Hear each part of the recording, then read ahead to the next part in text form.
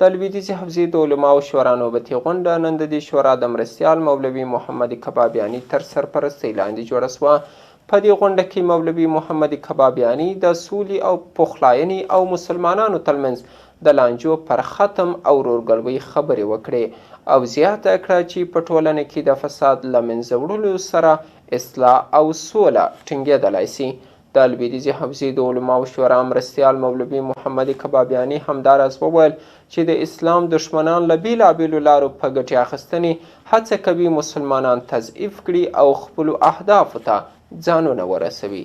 نور حال په دې هکله زما د همکار په راپور کې. د لویدیځې حوزې د علماو او روحانیونو شورا نوبتي غونډه نن د دې شورا د مرستیال مولوي محمد کبابیاني تر سرپرستۍ لاندې ترسره سوه او پکښې د سولې د ټینګښت، ټولنې د اصلاح او د فساد پر مخنیوي خبرې وسوې.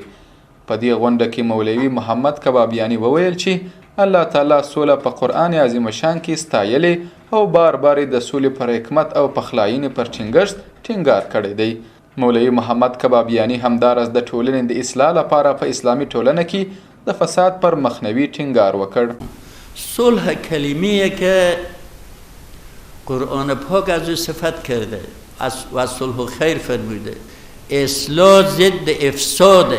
وقتی که یک انسان در عمل یا در فیصله و کار خود فساد از بین برد میشه بگیم اصلاحی به وجود آورد. اصلاح او نمیگویند که به میل دشمنان خدا یا به میل قدرتمندان یا به میل ستمگران جمع بنشینن و به اصطلاح فیصله به عمل آورن بگوین ما صلح. د دین دی وتلی عالم وویل چې کفار او د اسلام دشمنان د مسلمانانو د ځپلو او تضعیف لپاره له بیلابیلو لارو څخه په خپل ګټه کار اخلي او هڅه کوي چې د قومي اختلافاتو په رامنځته کولو او مذهبي مسایلو په مطرح کولو سره اسلامي ټولنه تیت کړي.